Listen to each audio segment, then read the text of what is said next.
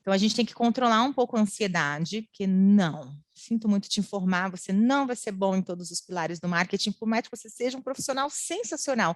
Não dá para a gente acompanhar, né? Tá muito, então a gente tem que escolher aquela área de maior afinidade. Nessa eu manjo muito bem e no resto eu vou acompanhando para ter uma visão muito mais de gestão e saber o que demandar e quando demandar.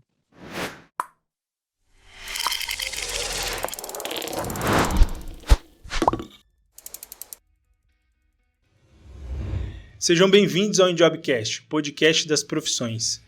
Eu sou o Jesse, aqui do meu lado tem o Leonardo e hoje temos a nossa primeira convidada, ela que é especialista em marketing e professora da FGV. Para falar aqui com a gente hoje é a Diana Branisso.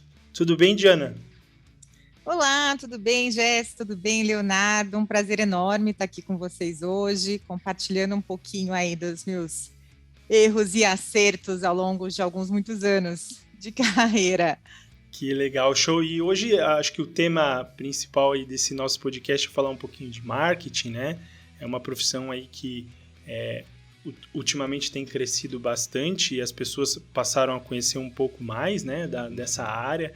Deixou de ser a galera do panfleto, né, que era muito conhecida antigamente, né, mas a gente vai aproveitar hoje, espero que os nossos convidados aproveitem muito esse episódio de hoje, que vai estar rico em informação. Para você que nos assiste, daí não esqueça de se inscrever no nosso canal, ativar as notificações para receber as informações sobre as atualizações que a gente faz por aqui. Perfeito. E mais atualizações para vocês. Queria lembrar que esse podcast é uma iniciativa independente e todas as opiniões geradas ou citadas aqui são únicas e exclusivamente nossas e dos nossos convidados. Muito prazer em te conhecer, viu, Diana? Prazer muito grande te conhecer, quero saber um pouco mais da sua história, quero saber como chegou nisso aí. Eu gosto muito do marketing, simpatizo muito com marketing hoje. Apesar de engenheiro, hoje eu simpatizo muito mais com marketing, aprendi a gostar. Depois que eu fiz o meu curso da FGV, eu aprendi o que era marketing. Não fazia nem ideia. É engraçado como a gente tem uma percepção sobre o marketing que não tem nada a ver com o que ele é. Pelo menos a minha foi assim. Então eu queria saber, Diana, de você, como é que você chegou no marketing? Como que foi que começou a sua história? Pois é, você querendo chegar perto do marketing, eu achando que o marketing tem que chegar mais perto da engenharia, né? Eu acho que a gente tem que voltar para os números agora. Então, na verdade, eu a vida inteira, né, gostei de marketing. Quando eu tinha 18 anos, meu sonho era ser diretora de marketing da Nestlé. Eu cresci, a minha brincadeira de infância era montar a cidadezinha, a gente montava umas casinhas de colchão, e eu era dona do banco, claro, né? Então, assim, eu brincava com... Eu sempre gostei desse lado de negócios, mas hoje, olhando para trás, eu vejo que a gente tem uma ideia muito romanceada do universo de negócios, sabe? Eu acho que a gente é duro, é difícil você seguir a carreira executiva, e eu acho que tem uma questão tanto por parte das empresas, quanto por parte da postura dos profissionais, né? Então, assim, eu formei em administração, eu sou paulista, mas eu cresci em Brasília. Então, eu vim para São Paulo, mas eu passei na UNB, voltei para a UNB, meu sonho era ter feito USP, mas, enfim, essa questão de universidade pública, o vestibular é cada um numa época, né? Então, passei bem, falei, não tem sentido, voltei para lá. E eu já comecei a trabalhar desde cedo. Eu acho que é uma coisa que me fez muito bem. Assim, eu acho que eu já fiz literalmente de tudo nessa vida. Eu já animei festinha infantil, eu já vendi sacolé, eu já fiz chocolate para fora. Caramba. Eu nunca tive medo. Eu nunca tive medo de trabalhar, sabe? Assim, acho que eu peguei isso do meu pai, que meu pai ele era assim da roça, virou diretor, sabe? Cresceu muito na carreira e ele sempre foi uma pessoa muito humilde, muito batalhadora. Então eu sempre achei bonito trabalhar. Sempre assim, eu acho que é uma bênção a gente ter a oportunidade de trabalhar na vida. Então, que inclusive eu acho que é uma coisa que às vezes eu sinto que falta um pouco nos profissionais de hoje. As pessoas estão muito seletivas, muito pique, assim. Todo mundo quer ganhar dinheiro, todo mundo quer ascender na carreira, mas a gente esquece que a gente tem que ralar, que pastar seria o verbo, sabe? A gente tem que fazer muita coisa que a gente não gosta. Às vezes eu acho que a gente, quando sai da faculdade, a gente sai com essa visão que a gente só vai fazer coisa legal, né? Só vai montar campanha. Cara, verdade. assim, Bem romantizado, né? Muito romantizada. E o universo do trabalho é muito pesado. Eu mesma já peguei muito trabalho, ou de graça, ou que pagava muito pouco. Eu falei, cara, eu vou aprender aqui. Eu vou aprender, eu vou conhecer pessoas, vai me abrir portas. E o que eu já ouvi de gente negando oportunidade de trabalho, porque, não está pagando tão bem, não é exatamente o que eu quero. Então, acho que uma das coisas que eu mais aprendi, assim, espero que eu tenha aprendido, né? Acho que a gente nunca aprende isso totalmente, é ser um pouquinho mais humilde no trabalho, sabe? Assim, a gente tem que fazer não só o que a gente quer fazer, mas o que precisa ser feito. Então, acho que isso ajuda bastante. E aí eu fiz, então, fiz a graduação em ADM, depois eu fui fazer, né, comecei a trabalhar, como eu falei, desde sempre eu trabalho, e aí depois eu fiz o mestrado na Fundação Getúlio Vargas, fiz o MBA no Instituto de Empresa de Madrid, né, um programa conjunto que você faz os dois. Aí depois eu fui para o lado da carreira executiva, consultoria, e aí eu lembro que essa carreira de consultora é legal, ela é muito glamorizada, né? E realmente ela é uma escola. E era engraçado que eu lembro que de vez em quando a gente tinha que trabalhar sábado, eu falava assim, que absurdo trabalhar sábado, né? Assim, que loucura. E hoje olhando para trás, eu vejo tanto que me ensinou. Não que eu seja a favor, eu acho que a gente, principalmente no modelo brasileiro, comparado com o modelo de outros países, a gente trabalha mais do que deveria. Acho que a gente não conseguiu chegar no equilíbrio. Eu nem vou entrar nessa questão, porque ela é super complexa, tem muitos fatores, né? Mas quando a gente vê que tem, acho que o importante é você olhar e falar assim, cara, eu estou aprendendo, estou conhecendo pessoas, isso daqui é importante, vai me levar para algum lugar. Então, assim, né, vai fundo, sabe? E independente do que você está fazendo, sempre faça o seu melhor. Sabe? Assim, você pode depois mudar, mas se você assumiu aquele compromisso, leva aquilo sempre em frente. E aí, de lá, quando eu estava na consultoria, eu fui alocada em alguns projetos no Rio de Janeiro. Aí nisso eu já estava morando em São Paulo de novo. E aí, num dos projetos, eles me colocaram estava na Souza Cruz, na Votorantim, depois na Souza Cruz, e a gente, como eu falei, o universo de consultoria tem um lado muito legal, a gente trabalha muito mais, eu estava alocada no flat na Dias Ferreira do Leblon. Eu falei assim, meu Deus, o que eu estou fazendo em São Paulo? Eu quero cariocar, quero virar para cá. E, na verdade, eu sempre quis trabalhar com turismo, né? E quando eu fui para a consultoria, essa consultoria, de vez em quando, pegava alguns grandes projetos governamentais de turismo. Era um grupo, inclusive, muito voltado para estratégia. Era um grupo que o Porter fundou na Harvard, em Harvard, então você tinha os especialistas de Harvard assessorando os projetos. Ela tinha uma visão incrível em termos de estratégia, mas é muito difícil trabalhar com projetos governamentais em turismo no Brasil, então acabei me afastando, indo para um universo bem B2B. E aí, quando eu estava, depois de ficar um tempo no Rio, eu falei assim, não, eu realmente quero mudar para cá, quero tentar trabalhar com turismo, que é uma coisa, que é uma vantagem e uma desvantagem quando a gente tem 20 anos, né? A gente tem muito pouco a perder, então é a fase que eu acho que a gente tem que experimentar. Sim, Quer dizer, hoje, na verdade, eu ainda tenho as minhas dúvidas. Se o melhor caminho é você aproveitar que você tem 20 anos, esse universo de possibilidade, e decolar na carreira, né? Fazer uma carreira mais linear, ou se é seguir um pouco do meu caminho, que eu experimentei tudo que eu quis profissionalmente, né? Uhum. Só que isso me deu uma diversificação muito grande, com cada um prós e contras de cada um. São trilhas de carreira diferente. Eu não sei dizer qual que é a melhor ou pior, né? Mas aí, nessa época, eu fui trabalhar com turismo, aí fui para uma operadora grande, assim, tipo uma CVC do mercado internacional. E aí foi interessante porque o setor de turismo é muito fechado, né? Ele não tem muito uma visão de voltada mais para negócios. E aí, na época, o sócio era um engenheiro, muito ligado em tecnologia. Isso, assim, anos lá atrás era até interessante ver alguém com esse perfil. E ele falou, olha, eu preciso justamente de alguém que venha com essa visão de processos, de arrumar casa, de estruturar a área de marketing. E também tem um monte de história relacionada a essa experiência. E, enfim, fiquei um bom tempo no turismo, depois eu entrei como sócia numa operadora, e aí eu fui para uma agência que tinha uma proposta diferente, e eu sempre mantive, isso é uma coisa que eu gosto e que eu acho que a gente tem que fazer na vida, que é manter bons contatos com as pessoas que passam pela sua vida. Assim, Claro, sim, É verdade.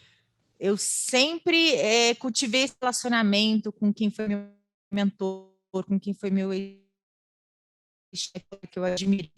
E você vai montando uma rede que, de fato, vai te levando a novos caminhos, né? Então, depois que eu estava na operadora, o meu antigo chefe, que eu considero para mim o meu eterno mentor, ele me chamou para uma, ele falou, tem um projeto diferente, eles estão precisando de alguém que ajude aqui na operação do Rio, acho que tem tudo a ver com você topa?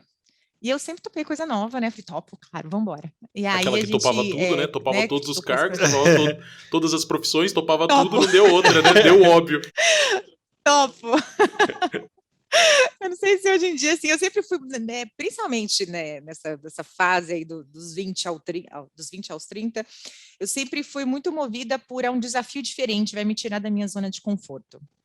Sabe assim, nunca fiz isso, eu quero fazer, ótimo. Então, legal. Era a hora de errar, né? Se é a hora de errar, é agora, né? Exatamente, bem isso, Leonardo, assim, eu não tinha grande coisa a perder, estava tranquilo, né, quando você não tem filhos, não tem grandes compromissos, você pode, né, se é isso, se der errado, você dá um passo para trás e recomeça. E aí eu fui para essa agência, foi um período muito interessante, foi onde eu comecei a me aproximar do universo de mídias digitais. Isso foi lá, idos aí de 2012, 2013, quando esse universo de YouTube, Google, Facebook estava começando. E eu lembro direitinho que eu tinha numa das pages de mídia, tinha a parte dos banners. Eu olhava assim, nossa, olha só, um banner do esporte interativo, 30 mil por mês. Gente, olha só, uma arte digital ganha 30 mil por mês para os acessos. Eu comecei a ficar fascinada, tipo assim, com isso, das pessoas pagarem pelo espaço online, dessa coisa de você comercializar a mídia online. E aí que eu fui começando a virar o meu olhar, menos para um marketing estratégico e mais para um marketing tecnológico. E aí eu comecei, né, fiquei um tempo ali cuidando da operação do Rio de Janeiro e fui começando a desenhar um projeto de uma startup, me aproximando do pessoal de TI, e aí criei coragem para entrar num outro projeto aí, realmente mundo startup, né, com sócio desenvolvedor. E aí quando eu falo que eu aprendi o que é marketing digital, porque eu errei muito. E acho que a melhor maneira da gente errar é quando você toma aquele soco no estômago, assim, que você perde dinheiro. É quando você perde dinheiro, aí você aprende rapidinho. Porque daí dói no bolso, né? Aprende rapidinho. Dói no bolso, nossa, tudo aquilo que você viu, assim. E eu acho que eu era uma profissional, espero que eu seja, que eu tenha sido, que eu não seja mais, né? Um pouco arrogante no sentido de, tipo, imagina, acabei de fazer MBA, acabei de fazer mestrado na FGV, sim, fiz curso do BMEC, curso disso, curso daquilo, estudei muito a minha vida inteira, como assim? Eu não sei. Pois é, aí a vida te mostra que a prática, um tanto quanto distante do que a gente discute, sabe, na sala de aula, que eu acho que é até uma coisa que a gente tem que trazer mais isso, assim, que dá muito errado. Eu lembro que, na verdade, a chance de dar errado é muito maior que a chance de dar certo. E a gente tem que estar um pouco pronto para lidar com isso, porque eu acho que um pouco da frustração do universo de trabalho hoje é que a gente ensina, a gente fala muito pouco sobre as perspectivas negativas, porque é verdade. Depois que eu entrei nesse universo de startup, é que eu fui descobrir que mais de 90% das startups fecham a porta, porque você não consegue monetizar, você não tem fôlego para manter o projeto.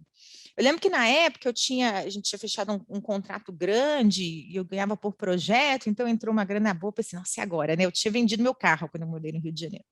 E agora, eu compro um carrão para mim, né, como tipo, minha conquista do projeto, ou tiro meu projeto da gaveta. De novo, não tenho nada a perder, a hora de errar, agora vamos tirar o projeto da gaveta.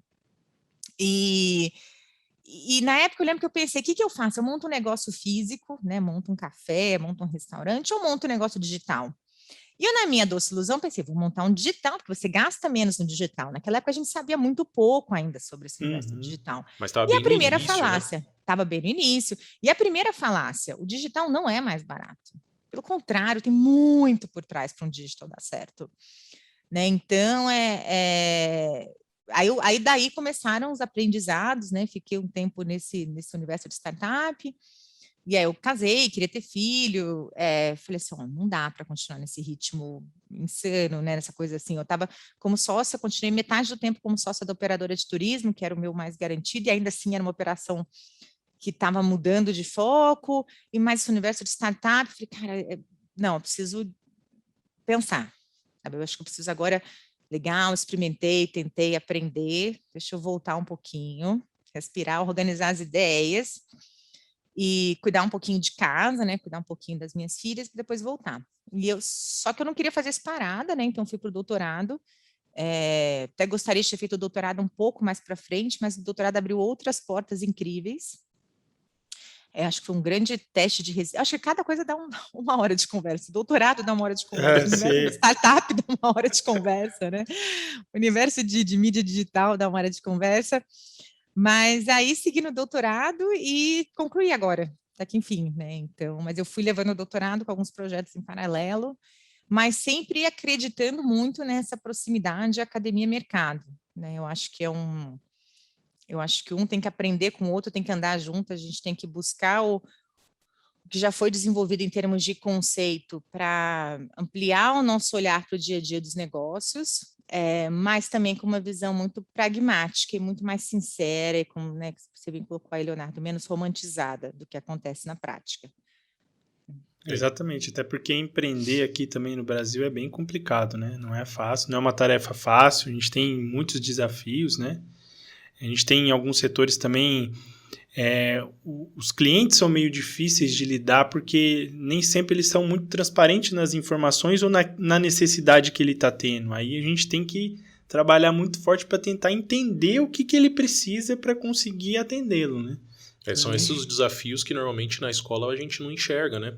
Então, é o que ela falou, na escola ou na faculdade é tudo muito romantizado, então você vê aquilo acontecendo, aí vamos estudar o case de sucesso agora, sei lá, da Azul, o case de sucesso da companhia Azul, aí você vê aquele negócio bonito, aquela empresa crescendo, números ótimos, fala assim, é fácil, acabei de me formar aqui, eu vou abrir a minha e vai bombar. Exatamente. E não é muito assim que funciona, né?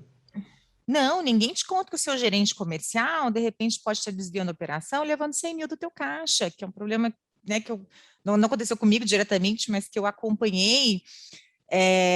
E tem outra coisa também nesse universo de negócio. Eu lembro do meu o sócio majoritário lá da agência, ele falava muito assim, olha, empreender, tem hora que você precisa assim, se colocar em posição fetal e apanhar.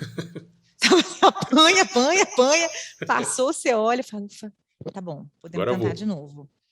Isso, porque assim, se você for olhar para uma planilha de negócio, for calcular retorno, for pensar só racionalmente sobre empreender, você não empreende no Brasil. Exato. Né? Os primeiros números são assustadores, é um pouco de uma questão de coragem, sonho e necessidade.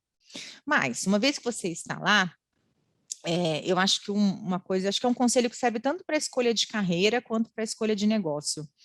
Que a gente tem que fazer uma coisa na vida que seja útil.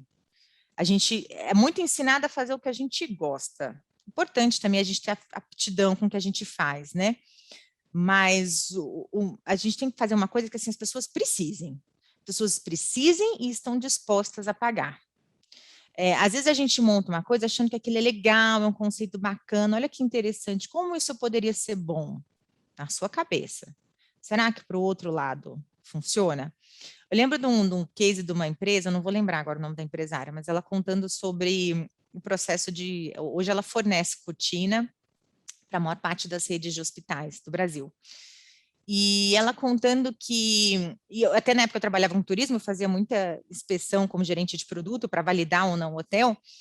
Me chamava a atenção que alguns até tinham cortina de tecido, né? Aquela cortina plastificada e não blindex. Eu falei, nossa, que feio, tem cortina e não blindex? Aí depois eles explicaram, é questão de segurança, né? Não pode ter blindex. Hoje isso já caiu um pouco, mas tinha uma época que isso era bem rígido no Brasil. E aí ela também começou mais ou menos nessa época, ela achava as cortinas muito chatas, sempre da mesma cor. Eu falei assim, eu queria uma cortina que desse uma bossa no banheiro. Aí ela foi a uma loja de tecido, comprou lá o tecido para a cortina, fez 10. Todo mundo gostou e foi comprando. Ela falou assim, aí eu fiz 10, aí eu fiz 20. Aí eu vi que tinha mais gente que queria, fiz 100. Hoje é uma das principais fornecedoras de cortina para as grandes redes. Então, às vezes, a gente fica muito ambicioso, sonhando demais, fazendo plano demais, enquanto o primeiro ponto tem que ser assim, valida a sua ideia, vê se tem demanda mesmo. Você só vai ver se tem demanda se você tiver gente que pague pelo seu negócio. Vê quanto que as pessoas estão dispostas a pagar, quem são essas pessoas, sabe? E aí, uma vez que você validou, legal, eu tenho comprador, aí você avança. Porque se a gente fica muito na teoria, no planejamento, às vezes a gente se afasta dessa viabilidade do negócio. Então, acho que o primeiro passo é testar, e é duro, porque muitas vezes a gente descobre, e eu pivotei algumas vezes, justamente porque a gente pivotou, que aquilo não era estrategicamente interessante. Assim, na nossa cabeça parecia fazer sentido, e quando você chegava perto e testava no mercado, não era o que o pessoal estava disposto a pagar. A gente tinha que mudar para ajustar o que estava disposto a pagar. Ou também não era o que compensava. Porque também, às vezes o pessoal quer pagar, está disposto a pagar um preço, e por aquele preço não compensa o trabalho que você está tendo. Então tem que ter um equilíbrio, né? Aí, nesse sentido, entra a conta. Por exemplo, uma época que a gente montou um site a gente queria fazer essa história de festa em caixa, só, bem pré-Covid, né? Era um hobby meio de uma amiga, a gente estava tocando os projetos, a gente, vamos fazer nas horas vagas, ver se dá certo. E uma das primeiras coisas que a gente descobriu é que as pessoas não queriam comprar o kit, né? Elas queriam montar os elementos, e elas queriam comprar só os itens mais difíceis. E aí a gente começou a ver que se vendesse no varejinho não compensava, porque a logística não pagava a margem, né? Só valia apenas se fosse o kit completo, enfim. Ainda bem que a gente descobriu rápido, a gente, como já tinha apanhado um pouco, dessa vez a gente descobriu rápido, errou rápido, corrigiu rápido, né? E mudou o foco. Mas da outra vez eu demorei muito mais tempo para perceber. Então a gente tem que ter um pouco até de desapego, sabe? Viu, testou, não deu? Paciência, vida que segue, sabe? Vamos fazer diferente. E essa análise, Diana, ela é uma análise que quem faz é o próprio departamento de marketing, né? Ou tô errado? Porque assim, eu aprendi, pelo menos depois das experiências que eu tive, que marketing não é só publicidade, pronto, isso é um fato, e que o marketing ele estuda o seu cliente, interpreta a necessidade do seu cliente para entregar o que ele precisa e que, em contrapartida, monetize a empresa. Para mim, essa é a visão que eu tenho hoje mais próxima do marketing. É uma análise que o marketing faz. Quando você fala de uma estrutura de uma empresa já, assim, bem desenhada e tudo mais. Se você colocar em departamentos, mas se você falar numa empresa pequena, o dono, ele é o home office, ou ele é o motoboy, ele é o cara que entrega, ele é o cara que faz o marketing, é o cara que faz a venda. Exatamente. Mas essa análise, eu acho que ela tá atrelada ao marketing. Ela é uma análise feita por departamento de marketing, ou pelo menos pelo pilar do marketing. Então, nas empresas grandes que eu passei, sempre tinha um núcleo de planejamento estratégico. Então, normalmente é o planejamento estratégico que faz. Mas como se a gente está falando de pequenos negócios, em geral é o sócio, né? O sócio quem está ali tocando. Porque, na verdade, eu gosto de pensar que o marketing é tudo aquilo que você faz para levar o seu produto ou serviço para o seu cliente. Isso vai envolver logística, vai envolver finanças, né, precificação, vai envolver atendimento ao consumidor, é uma visão realmente muito mais ampla, né? E aí, nesse sentido, é importante a gente pensar, eu acho que assim, tem que... É tão difícil a gente... Eu acho que até agora a gente ainda bem está saindo dessa visão departamentalizada. Acho que hoje a visão está muito mais assim, que problema que a gente tem que resolver e quem são as pessoas capacitadas para resolver esse problema, né? Eu tenho que chegar do outro lado do rio. Como que a gente, primeiro, né? Tenho mesmo que chegar? Tenho. Como que eu vou chegar? A gente vai chegar de lancha, vai chegar de avião, a gente vai construir uma jangada, quanto custa, qual que vai ser o retorno? Então, às vezes o marketing vai ter uma perspectiva, o financeiro vai ter outro, a parte de recursos humanos vai ter outra, né? Então, acho que quanto mais você tem uma visão multidisciplinar, e quanto mais o marketing sai do silo para assumir um papel estratégico dentro da empresa, mais coerente ele fica. Exatamente. Acho que é a visão, né? Acho que você tem que unir todas as áreas aí, não só trabalhar com um departamento. É uma dinâmica entre todas, né? Uhum. Para visualizar toda a viabilidade. Tem que integrar todas essas disciplinas, né? Mas depois de toda essa experiência, Diana, depois dos revés que a vida te deu também, tá pronta para outra? Qual que é o próximo passo agora? Vai empreender de novo? Então, não, na verdade, assim, até na época eu recebi uns convites para empreender, falei, nossa, não, eu preciso recuperar um pouquinho. E aí eu achei que eu ia ter tranquilidade no doutorado, que é insano de Suga demais, né? quanto que ele suga, e não é só pelo projeto de pesquisa, mas é por tudo que acontece em torno do doutorado. E aí, quando eu terminei o doutorado, falei, pronto, agora eu estava devendo para tudo e para todos, assim, né, de estar mais presente, de ter mais tempo. Aí veio esse convite super interessante de assumir a coordenação, que era um sonho antigo. Falei assim, é isso, a gente tem que aproveitar o que surge e vamos embora. Enquanto eu tiver saúde e energia, a gente vai fazendo. Então, pelo contrário, acho que agora eu estou muito mais de olhar, cuidar desse filho da coordenação, né, e sempre muito próximo do universo executivo, né, do que está acontecendo com a realidade das empresas. Eu vou sempre estar com um pezinho em cada um dos lados. Entendido. Sim. E agora mais experiente do que nunca, né? Depois de tantas profissões, tanta coisa que passou, tanta coisa que viveu, né? E nesse período todo, você consegue falar assim, puto, o maior desafio que eu tive foi tal, em tal época da minha vida. Qual foi o maior desafio que você falou assim, não sei se eu vou dar conta, e foi, enfiou a cara e deu certo? Alguma coisa que tem na sua história? Empreender, porque deu errado. Muito diferente do que eu imaginava. Sim, não posso dizer que deu errado. Ele foi bom enquanto durou, deu certo enquanto durou. Mas ele exigiu muito mais de mim do que eu imaginava, e não só em termos de tempo, porque, assim, eu sou uma pessoa que tem zero preguiça, sabe? Assim, precisou 11 da noite estamos aí, precisou sábado estamos aí, o que precisa ser feito eu faço. Não, eu sempre achei que era só uma questão de você work hard, sabe? Que você conquista. Que a gente ouve muito isso, né? A gente Se você pensa assim, correr não, atrás, se você batalhar, você vai colher os eu frutos. trabalho duro, né? A má notícia é que é mais complexa a equação, né? Então, para mim foi assim um processo até de luto, a decisão de sair do empreendedorismo e voltar para um meio mais tradicional, porque eu tinha a sensação que a gente tem quando a gente vai empreender é que a gente vai ganhar uma capacidade de execução que é tolhida dentro das empresas. O que também é uma falácia, porque, na verdade, quando você está dentro de uma empresa, você está com uma empresa que tem uma cultura mais inovadora, mais aberta, você tem a estrutura para fazer acontecer.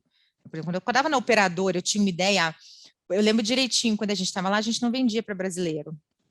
E eu falei assim, eu quero montar um núcleo de vendas para brasileiro. Tá bom, vamos lá, o que precisa? Aqui, ó, a equipe de TI está aqui, a equipe daqui, foi fácil fazer acontecer. Eu falei, que lindo, pronto, surgiu um núcleo para brasileiros, né? Então, esse empreendedorismo interno foi muito mais simples. Agora, quando foi do lado de fora, eu falei assim, pronto, e agora? Preciso de mais programador. Eu falei, acabou o dinheiro para programador. Precisamos colocar esse núcleo, mas da onde vai ser dinheiro para colocar mais esse núcleo? Captar um cliente no digital, foi ficando cada vez mais caro o custo de aquisição de cliente.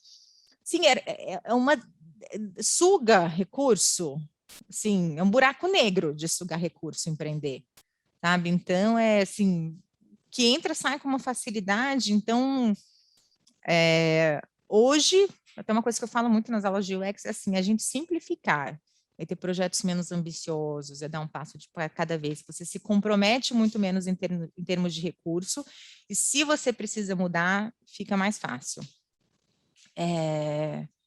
Mas, assim, eu falo que foi onde eu mais aprendi na vida. A gente aprende muito errando, né? Eu acho que te torna aquela história de que não te mata, te faz mais forte. Eu acho que é bem verdade. A gente tem que ter menos medo de errar, faz parte do processo, demissão faz parte, mudança de trabalho, frustração como escolha, tudo bem, tá tudo bem, né? O que a gente não pode é subir num pedestal e achar que a culpa é do mundo, a culpa é dos outros, que você, assim, que o mundo te deve, que o mercado te deve. Realmente, seria ótimo se a gente vivesse num contexto mais fácil. Eu lembro quando eu estava morando nos Estados Unidos, eu estava morando em Tahoe, e eu queria muito ir para Los Angeles, mas eu não tinha coragem de mudar para Los Angeles, porque em Tahoe eu tinha um emprego fixo. E eu falei assim, agora, né? Não vou. Falei, não, tá aqui, tá garantido, deixa eu ficar um tempo, depois eu vou passear em Los Angeles. E quando eu cheguei em Los Angeles, tinha tanta placa de emprego que eu falei assim, nossa, gente, que país é esse? Que você tem emprego? Eu lembro que eu filmei, eu lembro de eu filmando, assim, chocada de gente, aqui as coisas, assim, tem oportunidades, sabe? Um mundo de oportunidades. E é verdade, aqui no Brasil é um pouco mais difícil a gente ter, você tem que batalhar muito mais por essas oportunidades.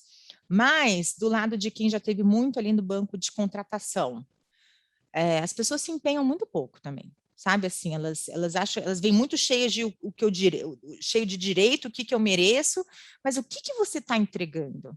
Eu lembro que eu sempre fazia as contas, assim, quando eu fechava um negócio, eu falei assim, pronto, paguei meu salário por 6 meses aqui para a empresa. Pronto, paguei meu salário por... Tipo, uma negociação que eu fechei, deu $100 mil, lucro líquido. E pronto, ó, tá pago, sabe? Assim, que problema você está resolvendo? O que você está agregando? Que enquanto você estiver agregando de verdade, e você tem que buscar, de certa forma, algum tipo de tangibilização e monetização, ótimo, você está no caminho certo. A gente tem que fazer um pouco de meia-culpa, né? De ver como é que está a sua postura. Eu lembro que um feedback que eu recebi no começo da carreira é que eu era muito refratária a críticas.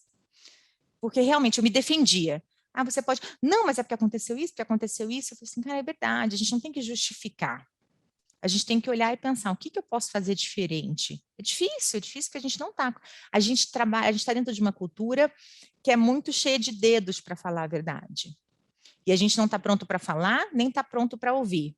E aí, com isso, todo mundo é pego de surpresa e a frustração é muito pior. Então, a gente tem que ser mais sincero e mais transparente. Sabe? E tá o tempo inteiro perguntando, o que mais que eu posso fazer? O que você precisa? Que tal isso? Que tal aquilo? A história do criar valor, ela é bem, bem real. Assim, eu estou criando valor, eu estou agregando, eu estou sendo útil. Eu acho que aí a gente entra nessa ideia da questão multidisciplinar também, né? A gente vai ter pessoas multidisciplinares se a gente tiver as pessoas com uma concepção dessa e que também tem os olhos dos dois lados da moeda, que a pessoa que te contrata, ela está buscando você para agregar um valor ao negócio dela e tem que fazer sentido a sua contratação no fluxo. Não adianta ela colocar... Se não fizer sentido contratar você por um salário X que você acha que deve receber, eu vou estar perdendo dinheiro. Então, qual vai ser o sentido de eu fazer essa contratação? Se no final o meu fluxo de caixa vai diminuir.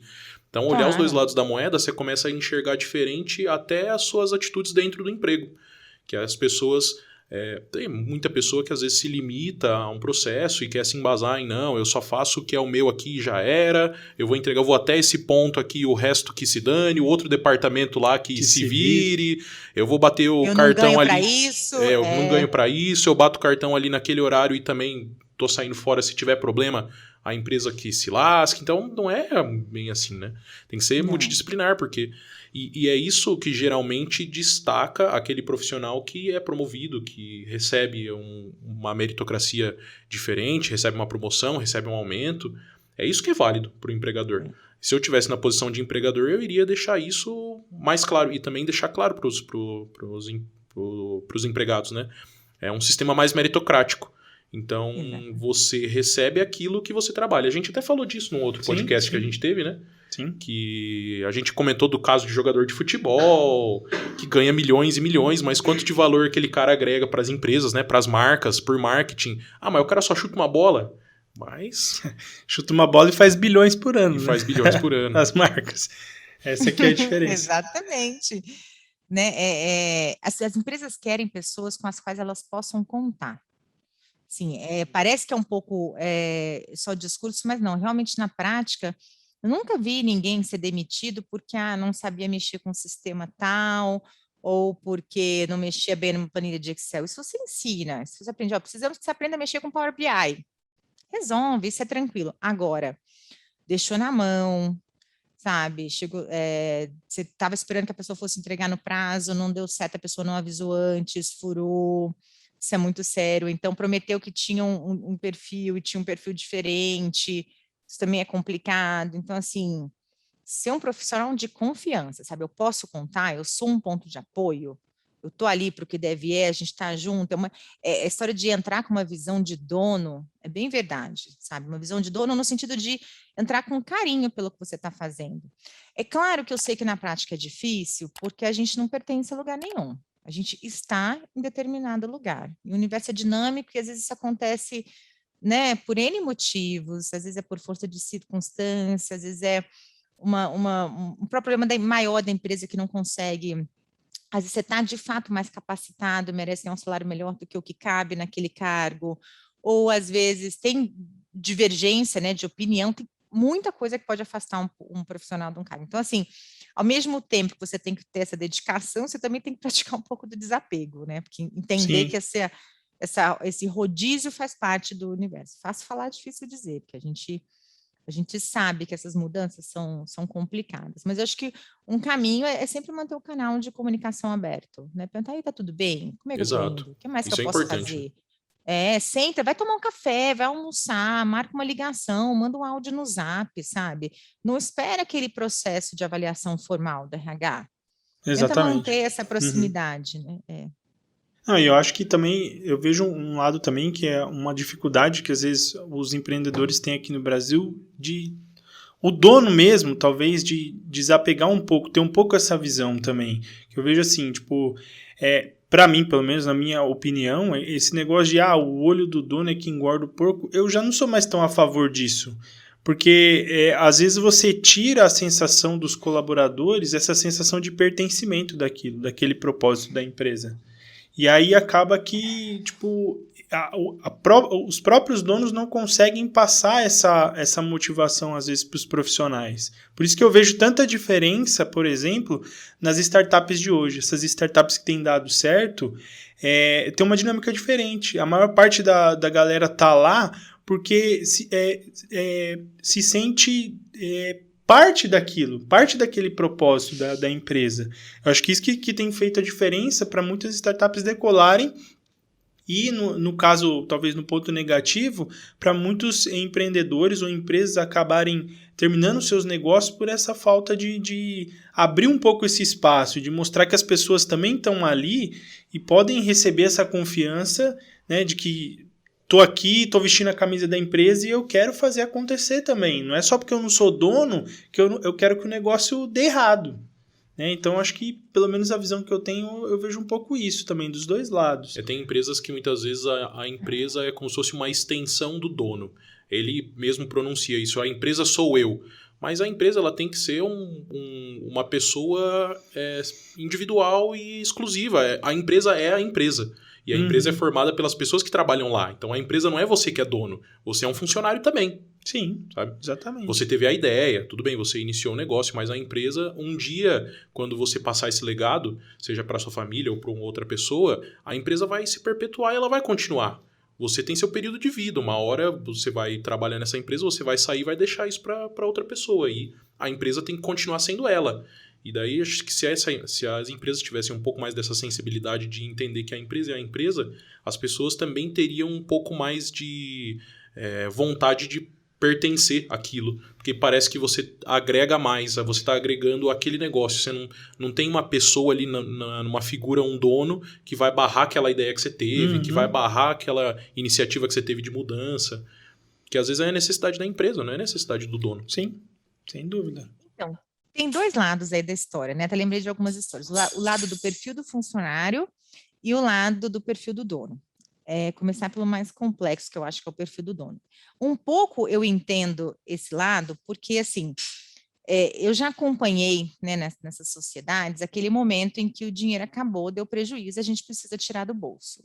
E quem, em geral, é funcionário, não entende o quão doído é esse momento. Então, assim, às vezes é muito fácil, os funcionários às vezes chegam muito numa postura de exigir de quem é o empresário, mas ele acaba ficando, na hora que o barco começa a afundar, a pessoa sai correndo.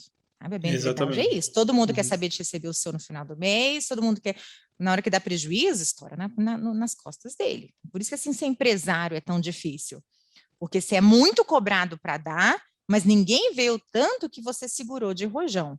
E olha, eu já vi rojões pesadíssimos, sabe? Então, hoje em dia eu tenho um pouquinho mais de leniência com quem está do outro lado ali, né?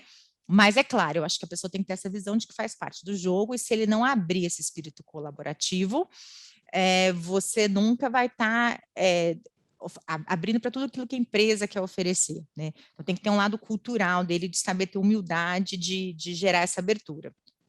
Por outro lado, eu acho que vem muito da formação do ser humano, né? Como é que ele entra com a cabeça no mercado de negócios. Eu lembro duas situações. Uma, enquanto eu estava nos Estados Unidos, e aí eu estava trabalhando de hostess de uma academia super chique, de um hotel lá de 5 estrelas. As massagens eram caríssimas, os clientes eram daqueles que chegavam de helicóptero. E aí teve um erro na agenda, um dos clientes que chegou de helicóptero perdeu, não tinha massagista para atendê-lo. O atendente que estava lá falou assim, senhor, sinto muito, não deu, você volta outro dia. Começou a bufar. Eu que já fazia marketing, né? A gente falou, não, imagina, a gente tem que atender o cliente. Na hora eu fui lá, peguei o telefone, liguei, a gerente estava de folga, pedi desculpa por estar interrompendo a folga dela, falei assim, você me autoriza a dar uma cortesia para ele? Claro, tranquilamente. Fui lá, dei a cortesia para ele. Não tinha manual de treinamento, não tinha política, não tinha nada, mas assim, aquilo estava na minha veia, sabe? Assim, aquela situação, ela intuitivamente me parecia, cara, se eu fosse ele, eu ia estar muito frustrado. Então, assim, não é assim que a gente resolve. Como é que a gente faz para conquistar um cliente? O que está ao alcance? Fui lá e resolvi.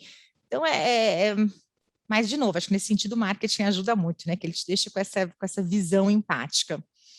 E um outro lado era um restaurante que eu frequentava no Rio, que era interessante, ele era um buffet de feijoada delicioso. Um dia o dono estava, o outro dia o dono não estava. Estava o cunhado do dono, cunhado não, tio do dono, uma coisa assim. Era gritante a diferença de um dia para o outro. Eu falava assim, olha só, mesma equipe, mesmos funcionários, mesmo prato. Porque o dono estava lá o tempo inteiro. Aí, pessoal, mais linguiça, vamos lá, acabou, troca aqui, repõe. Então, estava sempre tudo fresquinho e bonito. O outro sentava na cadeira, de vez em quando ele olhava, resolvia um probleminha e voltava, mas ele não puxava a equipe. Ele não dava aquele ar de, tipo assim, vamos fazer a... Tipo, a vibe era outra quando ele estava. Então, essa coisa da liderança, do que você coloca, aí nesse sentido que eu acho que...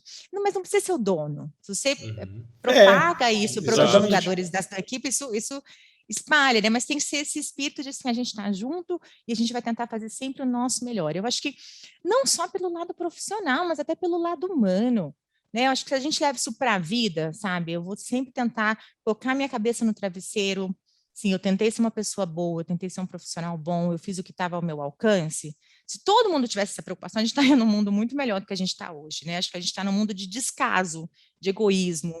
E é complicado, né, assim, mudar essa mentalidade. Então, acho que começa pela gente. A gente tem que amadurecer muito. Eu acho que, pelo menos, a visão que eu tenho, acho que as pessoas precisavam, como experiência, trabalhar, acho que, numa empresa estruturada, ou numa grande empresa, para entender como é que funciona essa dinâmica. Porque eu acho muito complexo esse lance dos profissionais terem esse desapego no sentido do descaso mesmo, de achar, não, eu estou aqui para receber o meu e acabou e tal. E por um outro lado tem isso por parte da empresa, né? Então é muito difícil essa questão do choque. E eu vejo que eu acho que assim, as novas gerações, eu acho que estão mudando um pouco esse pensamento. Eu acho que estão mais preocupadas com esse lance do pertencimento, de fazer as coisas acontecerem. Acho que elas estão muito mais focadas em se sentirem úteis ou de ter um propósito, de desenvolver um propósito para a vida, que elas estão mais preocupadas com essa pegada de fazer acontecer no coletivo, né? De estar ali junto. Por um outro lado, elas querem que as coisas aconteçam mais rápido para elas, né? Elas querem ascender na carreira muito mais rápido que... né? Mas tem acho que o ônus e o bônus, né? Acho que a vantagem... Eu vejo, por exemplo, das gerações mais antigas, eu falo, sei lá, dos meus pais, dos meus avós, eu às vezes converso e para eles assim é meio que um pouco inaceitável essa dinâmica que a gente tem de trocar de empresa, né? Porque eles estavam acostumados a entrar numa empresa e ficar a vida inteira trabalhando naquela empresa, mudou né? Muito, o mercado de trabalho mudou muito. Assim. Exato, então eu acho que tem que ter um pouco essa dinâmica, eu acho que as pessoas precisavam ter muito mais ligado a essa parte prática, de sofrer um pouco ou de aprender um pouco como é que funciona toda essa dinâmica, ter a visão do dono do negócio, saber que para ele também é difícil, porque se der alguma coisa errada, quem vai ter que segurar o rojão é ele, não é o funcionário, né? Eu acho que falta um pouco dessa, o que eu diria, acho que é essa empatia profissional, eu acho, entre as pessoas. Acho que é essa empatia profissional. Mas eu diria até também que a gente já falou isso em outros podcasts que a gente conversou, que agora a gente vem numa era onde as pessoas vivem mais uma era da experiência e as empresas também estão se adequando a isso. Isso também acho que no âmbito profissional também acontece, onde as pessoas buscam pertencer mais à empresa e a empresa também entregar meios para que essa pessoa se sinta parte do negócio mesmo. Então, muitas empresas estão criando isso, né? Aí você vê sistemas de empresas com creche para os filhos, sistema de empresa, o Gympass que as empresas dão. Então, tem alguns sistemas que as empresas vêm colocando. E aí eu queria estender um pouco desse assunto, perguntar para a Diana como que ela vê essa... Eu vejo como uma revolução das empresas fazendo mais marketing interno dentro das empresas, para os funcionários, para aquela estrutura dos funcionários, para ter um sentimento de pertencimento. Como que é esse marketing interno para as empresas? Eu acho que antigamente não tinha muito disso, né?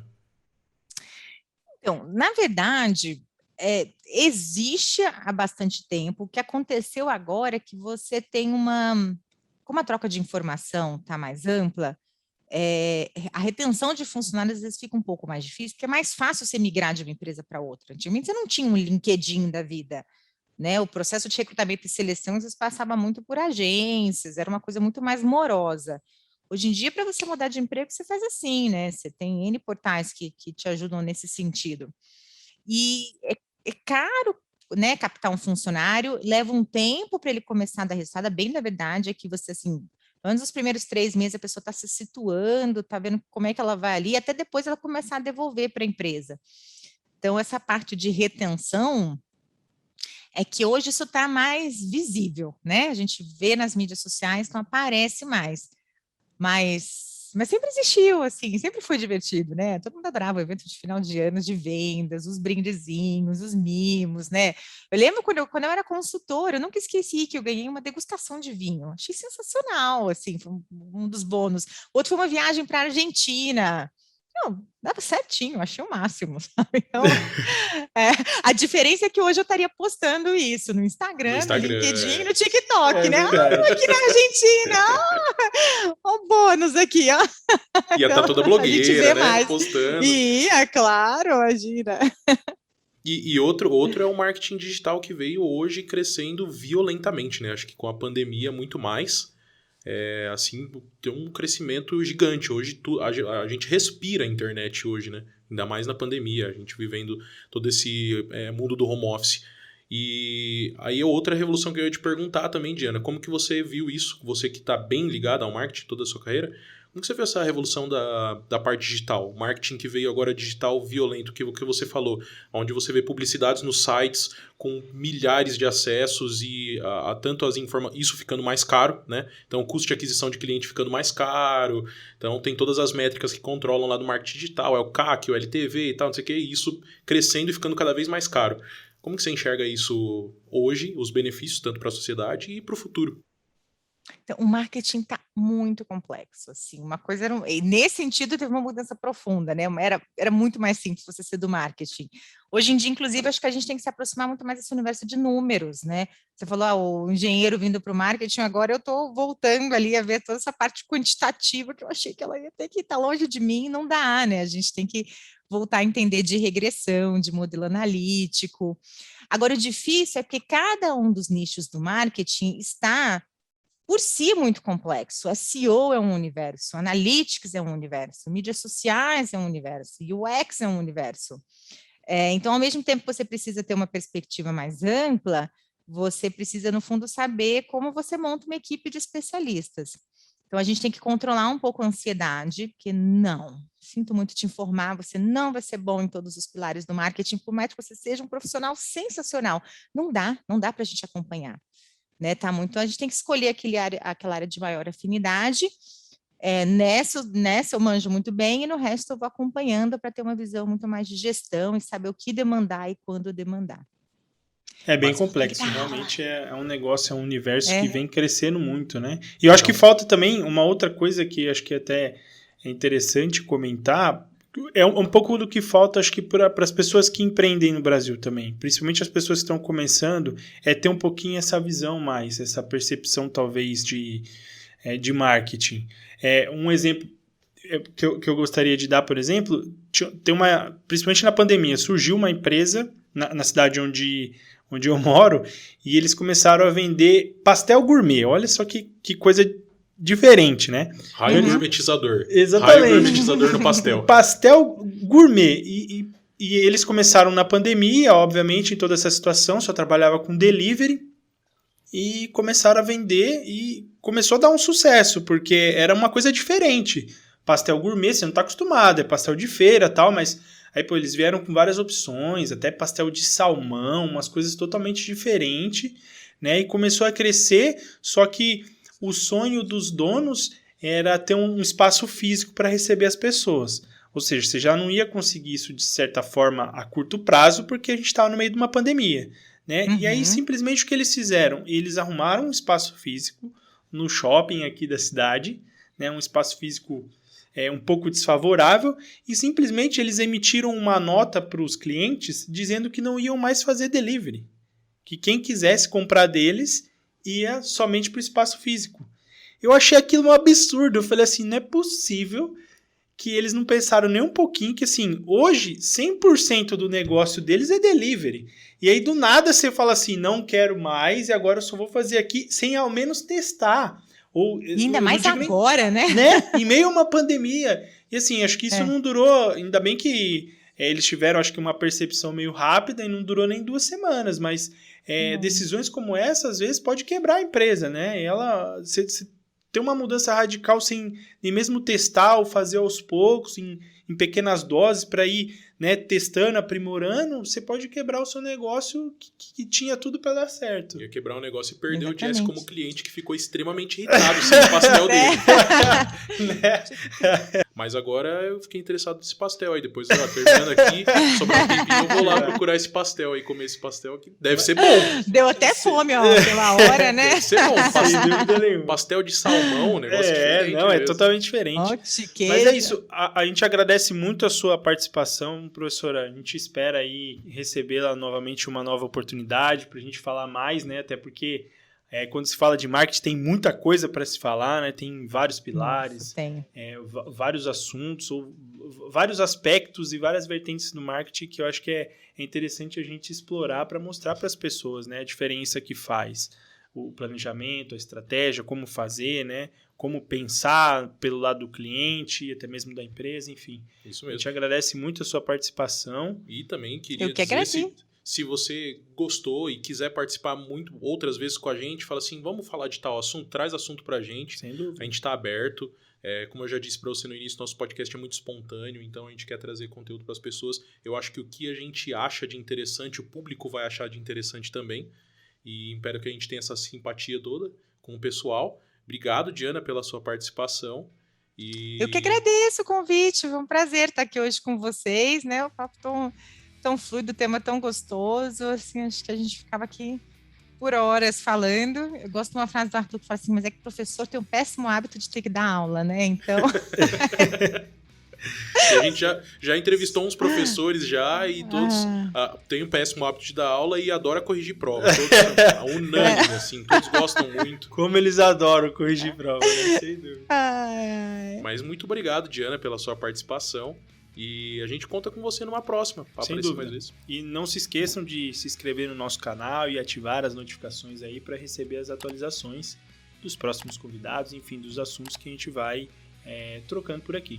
É A isso gente aí. agradece demais. Muito obrigado de novo, professora. E a gente espera que vocês curtam aí esse novo episódio que a gente está lançando. Muito obrigado e até mais. Obrigado. Tchau, tchau. Até, obrigada.